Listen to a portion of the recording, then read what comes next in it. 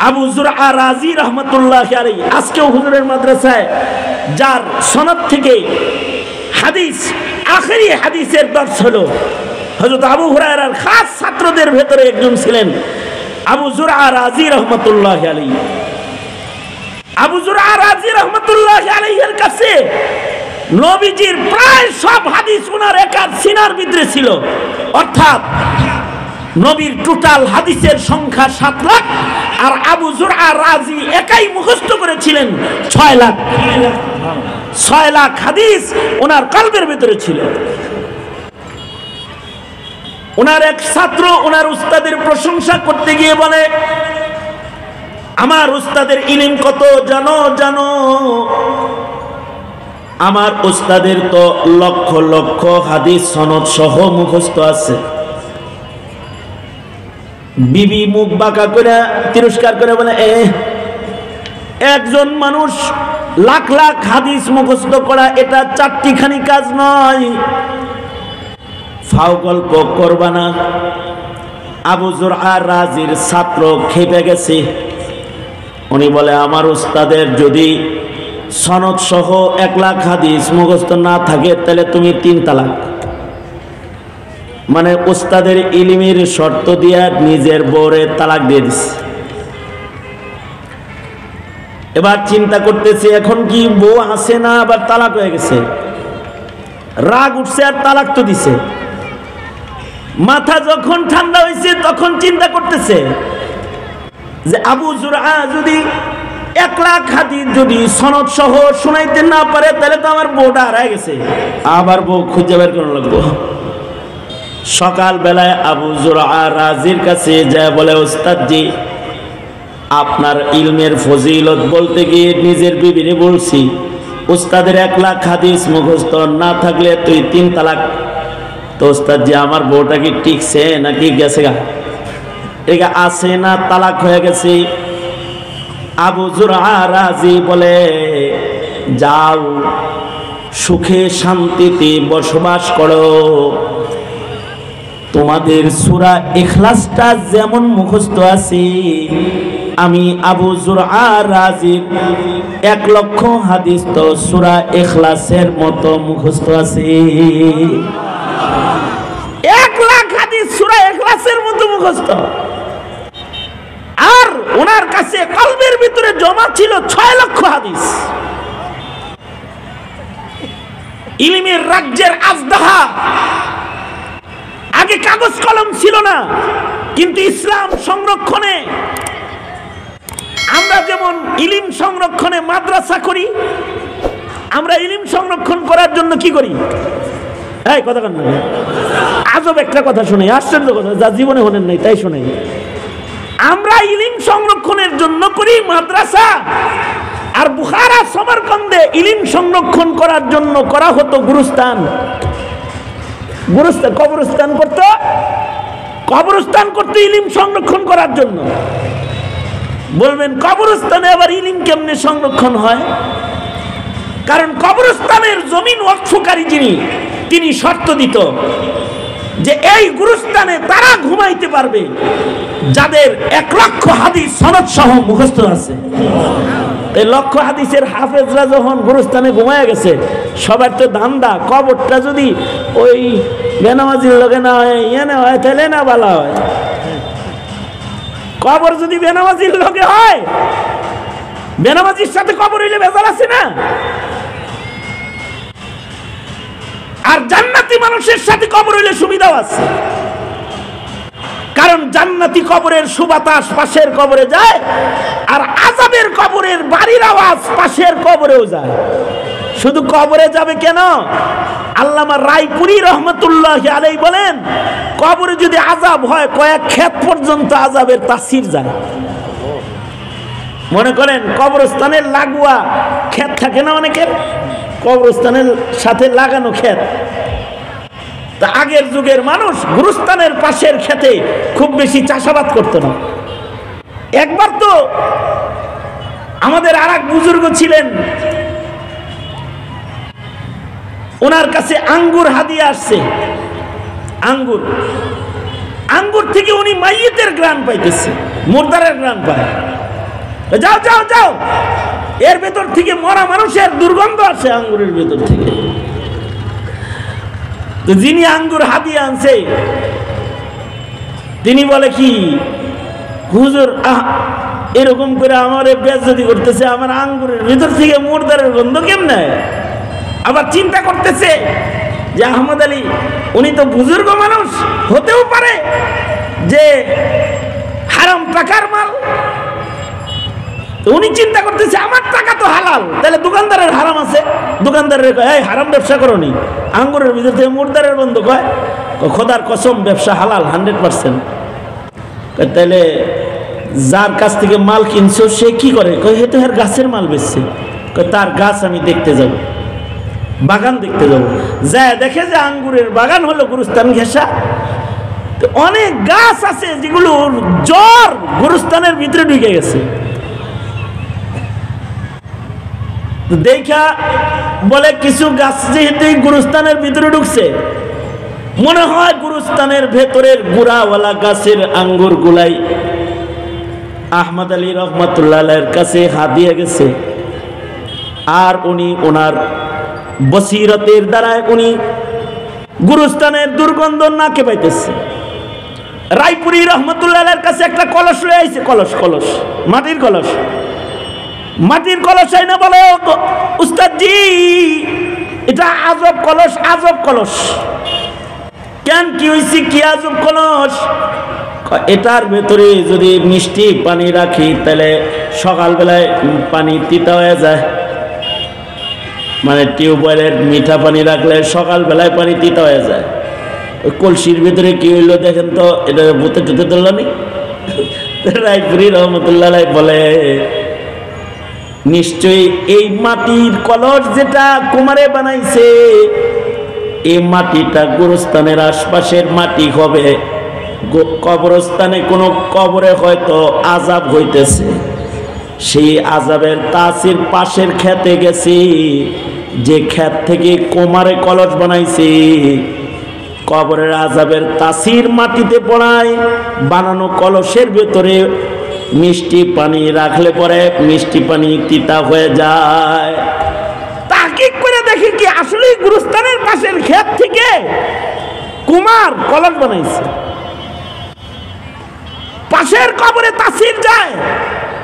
এ কারণেই হযরত ওমর নিজের কবর রাসূলের ঘরের ভেতরে বানানোর জন্য নিজের সন্তানকে পাঠিয়ে দিয়ে বলেছেন, আব্দুল্লাহ ইবনে ওমর যাও আমার কবরটা দেখো, কোনোভাবেই নবীর কদমের কাছে নি করা যায়।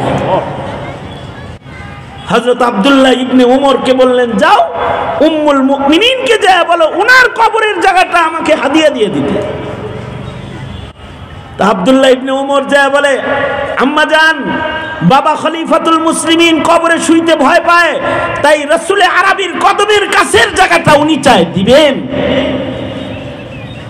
হযরত আয়েশা সিদ্দিকা বলেন রাসূলের কদমের কাছে শোয়ার মতো উপযুক্ত মানুষ তো হযরত ওমরই। যাও আমি আমার কবরের জায়গা আমিরুল মুমিনিনকে হাদিয়া দিয়ে দিলাম, আমি জান্নাতুল বাকিতে শুমু। ভালো জায়গায় কবর বানানো এটা আগের জমানার মানুষের কাজ ছিল, কারণ ভালো মানুষের সাথে যদি কবরও হয়, কবরটার পাশ থেকে জান্নাতের খুশবু বাইর হয়ে আসবে। ভালো মানুষের কবরের ভেতরে খুশবু হয়, জান্নাতের মেহমানদারি হয়। ইমাম বুখারী রহমাতুল্লাহের কবর থেকে 1200 বছর যাবত খুশবু বের হইতেছে। এখনো হাজিরা সকাল বেলায় যখন উহুদ পাহাড়ের কাছে সোহাদায়ে উহুদদের কবর জিয়ারত করতে যায়, কখনো কখনো সোহাদায়ে উহুদের কবর থেকে সবাহি বাতাসের ভেতরে জান্নাতের খুশবু ভেসে ভেসে আসতে থাকে। ভালো জায়গায় কবর করতে পারা এটা তো একটা সাআদাতমন্দি। এ কারণেই আকাবিরদের দোয়া হলো আল্লাহ আমার কবর যেন মদিনায় হয়, আমি মদিনায় মরতে চাই। তো মানুষের শখ থাকতো যে বড় আলমের কবরের সাথে যদি কবর হয়। এ কারণে গুরুস্থান কর্তৃপক্ষ জমি নকশ করার সময় লিখে দিত এই গুরুস্থানে সব হাফেজে হাদিস কবর দেওয়া হবে, কেউ যদি এই গুরুস্থানে জায়গা চাও তাহলে 1 লাখ হাদিস মুখস্থ করো। এখনো উজবেকিস্তানে ওই কবরস্থান আছে, যেই কবরস্থান জিয়ারত করতে মানুষ যায়, যার ভেতরে 1700 মাইয়িত ঘুমিয়ে আছে, এদের সবাই 1 লক্ষ হাদিসের হাফেজ ছিল, সনদ সহ তাদের 1 লক্ষ হাদিস সবার মুখস্থ। এর ভেতরে ইমাম বুখারী রহমাতুল্লাহ আলাইহির 17 জন উস্তাদ ওই কবরস্থানে ঘুমায় রয়েছে, ইমাম বুখারীর উস্তাদ ঘুমায় রয়েছে, লাখ লাখ হাদিস মুখস্থ করত। আপনারা ভাবতে পারেন এখন বুঝি হাফেজে হাদিস নাই, এখনো হাফেজে হাদিস আছে। হাফেজে হাদিসরা তো মাইকের সামনে আইসা মাইকিং করে না নিজেকে। বাংলাদেশেও বুখারী শরীফের হাফেজ আছে, মুসলিম শরীফের হাফেজ আছে, পাকিস্তান, ইন্ডিয়া, দারুল উলুম দেওবন্দে তো হাফেজে হাদিসের অভাব নাই এখনো। তারা হাদিসের কিতাব শুদ্ধ মুখস্থ করে ফেলে। তার ভেতরে আমাদের হিন্দুস্তানের আকাবির ছিলেন আনোয়ার শাহ কাশ্মীরি রহমাতুল্লাহ আলাইহি, যিনি কোনো কিছু একবার দেখলে 40 বছর মনে থাকতো। টোটাল দারুল উলুম দেওবন্দের পুরা লাইব্রেরিটাই উনার মুখস্থ ছিল। এবং উনি পাহারাদার কি বলতেন, দারুল উলুম দেওবন্দের লাইব্রেরির কোন বই যদি ইঁদুরে কাটে আমাকে বলো, আমি হাসিয়া বাইনা সতর সহ আবার লিখে দিব। ইলমে দ্বীন মানুষের সিনায় সিনায় সংরক্ষিত, এখনো সংরক্ষিত। আজকে যদি আল্লাহ না করুক, আল্লাহ না করুক, আল্লাহ না করুক, যদি নূহ নবীর প্লাবন আবার হয়, আর যদি নৌকায় চইরা আমাদের আশ্রয় নিতে হয়, সব কিতাবাদি কম্পিউটার তো আর উঠাইতে পারবেন না। যদি সফটওয়্যার গুগল সব নষ্ট হয়, আর যদি কম্পিউটার হারায় যায়, কাগজ কলম পানিতে ডুবে যায়, তো জাগতিক স্কুল কলেজের ডক্টরেট ডিগ্রিধারী অধ্যাপক যারা আছে সব কারে যায় বয়ে থাকবো, ইলিম খুঁজে পাবে না। তাদের ইলিম অথর্ব অযোগ্য শিক্ষায় পরিণত হবে, শিক্ষা দেওয়ার মতো কোনো বই তালাশ করে পাবে না। কিন্তু একটা ইলিম নৌকার থেকে আবার নাইন নেই গাছতলায় বয়ে পড়ান শুরু করবে, তার নাম হলো ইলমে দ্বীন। এটা গাছতলায় আবার ক্লাস শুরু হয়ে যাবে, যেমন ডালিম গাছের নিচে দারুল উলুম দেওবন্দের ক্লাস শুরু হয়েছে। কারণ আমাদের ছোট ছোট বালকের সিনার ভিতরে কোরআন, 30 পারা কোরআন। কিছুদিন আগে একটা মাদ্রাসায় গেছি ছাত্রদের পাগড়ি দেওয়ার জন্য, পিচ্ছি একটা পাগড়ি লইতে আইছে 7 বছর। তা আমি ওর মাথায় পাগড়ি পেঁচাইতেছি, আর ওর নাকের ময়লা এটা খালি উকি মারতেছে। আমি ওর মাথায় পাগড়ি পেঁচাই আর ওর নাকের দিকে ইশারা করছি, আমি এরকম করতে পারি। ও এমনি করে একটা টান মারছে, এক টানে জামা মাখাইছে, হাত মাখাইছে, কিছু ঠোঁটে লাগছে, এটা খায়া লাগছে। আমি হাফেজ সাহেব হুজুরকে বললাম, হাফেজ সাহেব হুজুর, এই একটা বাচ্চা নাকের ময়লা পরিষ্কার করার মতো জ্ঞান যার নাই, ওরে পাগড়ি দিলেন, ওরকে 30 পারা মুখস্থ আসেনি। হাফেজ সাহেব বলে যে 17 জনরে পাগড়ি দিচ্ছেন, এর ভিতরে সবচেয়ে জানু হাফেজ হলে এটা বিনা লোকমায় টোটাল কোরআন শোনানোর যোগ্যতা সংরক্ষণ করে। বুঝে থাকলে বলুন তো, ছোট্ট বাচ্চার সিনার ভিতরে ইলমে দ্বীন কোরআনের ভান্ডার হিফাজত করলো কি মানুষে নাকি আল্লাহ? জোরে আওয়াজ করে চিল্লায় বলেন, কে সংরক্ষণ করেছে? কে? সুতরাং ইলমে দ্বীন এর তুলনা দুনিয়ার আর কোনো শিক্ষার সাথে চলে না। আশ্চর্য মুসলমান, আমরা ইলমে দ্বীনের মূল্য বুঝি না বিদায়ী পশ্চিমার দালাল যারা, জারদ যারা, তারা আমাদের 90% মুসলমানের মাটির থেকে ইলমে দ্বীন সরায়া দিয়া শরীফ শরীফার শিক্ষা আর সমকামিতার শিক্ষা আমাদের সন্তানদের ওরা শিখাইতে চায়। আর দ্বীনকে ওরা উঠায় দিতে কল্পনা করে। ইলমে দ্বীনকে মিটানোর কল্পনা যারা করবে ওরা মিটে যাবে, ইলমে দ্বীন মিটবে না, ওরা মিটে যাবে, ওরা মিটে যাবে, ইলমে দ্বীন মিটবে না। কারণ এটার সংরক্ষণের জিম্মাদার আল্লাহ তাআলা নিজে। আল্লাহু আকবার, জোরে করে বলেন আল্লাহু আকবার। এটার সংরক্ষণ করবেন স্বয়ং আল্লাহ। আর একটা কথা খুব ভালো করে শুনে যাও, মুসলমানের ঘরে জন্মগ্রহণ করে তোমার সন্তান অথবা তোমার ভাই যেন নাস্তিক না হয়ে যায়। জাগতিক শিক্ষার উপরে অনাস্থা আসলে ঈমান নষ্ট হয় না। স্কুল কলেজের শিক্ষা যদি কেউ অনাস্থা দেয় ঈমান নষ্ট হয় না। অনাস্থা বুঝলেন? কারণ ওটার ভিতরে ভুল বাইর হয়, ওটার ভিতরে মাঝে মাঝে এমন ভুল বের হয় যে ভুল ছিঁড়ার জন্য, পড়ার জন্য দক্ষ অধ্যাপক লাগে না। আমাদের বাচ্চারাও এটা ভুল ধরে ফেলায়। এই কয়েকদিন আগে সিলেবাসের বই হাতে নিয়ে আমাদের স্কুল কলেজের শিশুরা শরীফ শরীফার গল্প টেনে টেনে ছিঁড়ে ফেলেছে, কাউকে শিখাইয়া দিতে হয় নাই, ওরাই ছিঁড়ে ফেলেছে। এটার ভিতরে এমন ভুল পাওয়া যায়। আর ইলমে দ্বীন হলো লা রাইবা ফির সনদ ওয়ালা ইলম, যার ভেতরে ১৫০০ বছরের ভেতরে কোনো ভুলের আবিষ্কার হয় নাই, কিয়ামত পর্যন্ত হবেও না। কিয়ামত পর্যন্ত কোনো ভুলের আবিষ্কার হবে না। সঙ্গত কারণে জাগতিক ইলমের উপরে, জাগতিক শিক্ষার উপরে আস্থা না রাখলে বেঈমান হয় না কেউ। কিন্তু ইলমে দ্বীনের উপরে যদি কারোর আস্থা নষ্ট হয়ে যায়, কেউ যদি মুনকিরে কোরআন হয়ে যায়, কেউ যদি মুনকিরে হাদিস হয়ে যায়, কেউ যদি হাদিসের উপরে আস্থা না রাখে, কেউ যদি কোরআনের আয়াতের উপরে আস্থা না রাখে, তাইলেও বেঈমান হয়ে যায়, বেঈমান হয়ে যায়। এ কারণেই বাচ্চারা মক্তবে গেলেই বাচ্চাদেরকে শেখানো হয় আমানতু বিল্লাহি ওয়া মালাইকাতিহি ওয়া কুতুবিহি ওয়া রুসুলিহি ওয়াল ইয়াউমিল আখির ওয়াল কদরি খাইরিহি ওয়া শাররিহি মিনাল্লাহ ওয়াল কদরি খাইরিহি ওয়া শাররিহি মিনাল্লাহি তাআলা ওয়াল বাসি বাদাল মাউত। ঈমানে মুফাসসালের ভেতরে আল্লাহর উপরে ঈমান যেমন শিখানো হয়, আল্লাহর ইলমের উপরেও ঈমান শিক্ষা দেওয়া হয়, কোরআনের উপরে ঈমান শিক্ষা দেওয়া হয়, হাদিসের উপরে ঈমান শিক্ষা দেওয়া হয়। কোরআন হাদিস যদি মুসলমানের ঘরে জন্মায় কেউ না মানে, তাহলে তার ঈমান থাকে না, সে মুসলিম ঘরে জন্মায়ও সে বেঈমান হয়ে যায়। জন্মায় মুসলমানের ঘরে কোরআন হাদিস না মানলে সে বেঈমান। ঠিক কি না? জোরে আওয়াজ করে বলেন, কোরআন হাদিস না মানলে সে বেঈমান।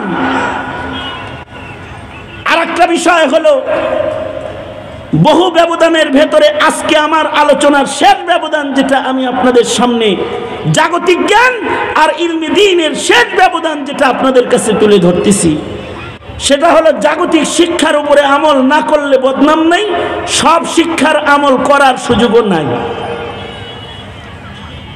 কোন ইঞ্জিনিয়ার যদি জীবনে ইঞ্জিনিয়ারগিরি না করে তাতে বদনাম হয় না। কোন ডাক্তার যদি জীবনে একটা রোগী না দেখে তার বদনাম হয় না। কিন্তু কোন আলেম যদি ইলমের উপরে আমল না করে তাহলে সে আলেম নয়, তাকে জালেম বলে ডাকা হয়। এটা একমাত্র ইলম যে ইলমটা শিখাই হয় আমল করার জন্য। এ কারণে এই ইলম পরিপূর্ণ শিক্ষা যদি কারোর নাও হয়, কমাস কম আমল করার শিক্ষাটুকুন শিখা সকলের উপরে আল্লাহ ফরজি বিধান করেছেন। তালাবুল ইলমি ফরিদাতুন আলা কুল্লি মুসলিম। যদি মাদ্রাসায় গিয়ে কেউ আলেম না হতে পারো, তাহলে আসন্ন বিশ্ব ইজতিমা সামনে আছে। 2-3-4 ফেব্রুয়ারি 2-3-4 ফেব্রুয়ারির ইজতিমায় যেই 6টা কথার জমায়েত হবে, এই 6টা কথার ইলম এত বাতাসি, এই 6টা কথার ইলমও যদি কেউ শিখে তাহলে এটা তাকে ওলি বানায় ফেলবে। তারে দেখলে মনে হইব শাইখুল হাদিস। আমি বাসে চড়ে এক জায়গায় যাইতেছি, তা আমার পাশে একজন বসা, মনে হয় যে কোন মাদ্রাসার মুহাদ্দিস মুহতামিম হবে। আমি ওনাকে জিজ্ঞেস করলাম, আপনি কোন মাদ্রাসার খাদেম?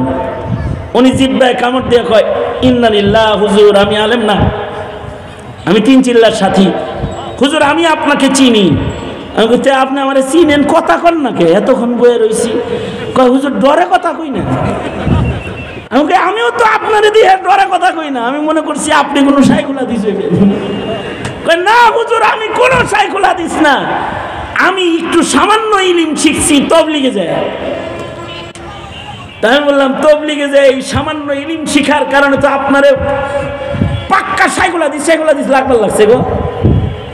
তো উনি আমাকে হাত ধরে তখন বলে, হুজুর আপনি যেই ভুলটা করলেন, এই ভুলটা কি ফিরিস্তা করার কোনো সুযোগ নাই বিচারের দিন? বিচারের দিনে যদি ফিরিস্তারা আমারে আলেম মনে করে ছাইরা দিত, তাহলে না কত ভালো হইতো। এই কথা বলে লোকটা কান্না শুরু করছে। তা আমি তাকে বললাম, অবশ্যই সুযোগ আছে। আল্লাহর রাসূল বলেছেন, ক্বালা রাসূলুল্লাহি সাল্লাল্লাহু আলাইহি ওয়াসাল্লাম, মান তাশাব্বাহা বিকওমিন ফাহুয়া মিনহুম। যদি কারোর মিল কারোর সাথে হয়, হাসর তার সাথে হবে। জন্মাইছো মুসলমানের ঘরে কিন্তু মিল হয়ে গেছে ইহুদির লগে, তাহলে ইহুদির সাথে হাসর হওয়ার জন্য রেডি হয়ে যাও। আর জন্মাইছো জাহিলের ঘরে কিন্তু মিলটা সাহাবীর লগে হয়ে গেছে। ইমাম বুখারীর জন্মাইছে মজুসি বংশে। ইমাম বুখারীর জন্ম হয়েছিল মজুসি বংশে, ওনার পরদাদা ছিল মজুসি, কিন্তু ওনার মিল হয়ে গেছে সাহাবীর লগে, ওনার মিল হয়ে গেছে আবু হুরায়রার লগে। তো ওনার দাম বেড়ে গেছে। যার সাথে যার মিল হবে তার সাথে তার হাসর হবে। সুতরাং মুসলমানের ঘরে জন্মে আমাদের মিল যেন বিজাতির সাথে আমাদের সন্তানদের না হয়, এই মিলটাকে ঠেকানোর জন্য আর নবীর রঙে মিল বানানোর জন্য মুসলিম মিল্লাতের ঘরে ঘরে যে দৌলত দরকার, তার নাম হলো ইলমে দ্বীন। ইলম থাকবে তো নবীর সাথে মিল থাকবে, ইলম থাকবে না তো ইহুদ নাসারার সাথে কিন্তু মিল হয়ে যাবে। সুতরাং ভাই ও নিজেদের ঘরে ইলমে দ্বীনের চর্চা চালু করতে, দাওয়াত তাবলীগের দাওয়াত জারি রাখা চাই। সমাজে আলেম পয়দা করতে মাদ্রাসা কায়েম দায়েম করা চাই। সমাজে কোরআনের শিক্ষা এস্টাবলিশ করতে সর্বোচ্চ কোরবানি দিতে সবাই সব সময় প্রস্তুত থাকা চাই। যদি এই প্রস্তুতি থাকে, ইহুদিরা আমাদের সন্তানদের কাদিয়ানি বানাতে পারবে না, নাস্তিক মুরতাদ বানাইতে পারবে না। সুতরাং ইলমের প্রতি যত্নশীল হবেন ইনশাআল্লাহ।